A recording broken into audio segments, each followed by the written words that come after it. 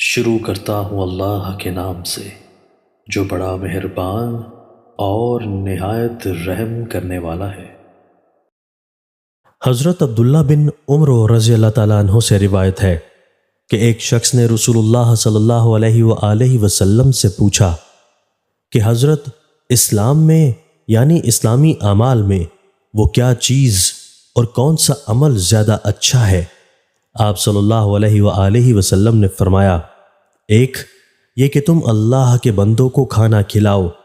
اور دوسرے یہ کہ جس سے جان پہچان ہو اس کو بھی، اور جس سے جان پہچان نہ ہو اس کو بھی سلام کرو۔ تشریح: اس حدیث میں رسول اللہ صلی اللہ علیہ وآلہ وسلم نے اطعام و طعام اور سلام کو خیر اور بہتر قرار دیا ہے۔ بعض دوسری حدیثوں میں جو گزر بھی چکی ہیں،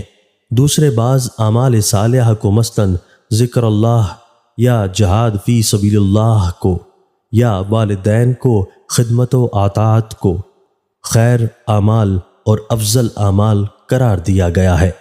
لیکن جیسا کہ اسی سلسلہ میں بار بار واضح کیا جا چکا ہے کہ اس میں کوئی تضاد نہیں ہے۔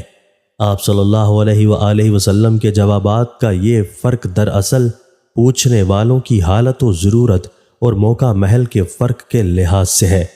اور اسلامی نظام حیات میں ان سبھی اعمال کو مختلف جہتوں سے خاص اہمیت اور عظمت حاصل ہے۔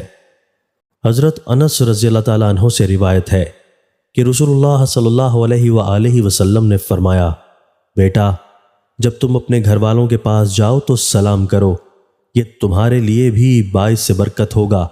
اور تمہارے گھر والوں کے لیے بھی۔ دوستو، اللہ تعالی ہمیں ان احادیث مبارکہ پر عمل کرنے اور اپنی زندگیوں کو سنوارنے کی توفیق عطا فرمائے۔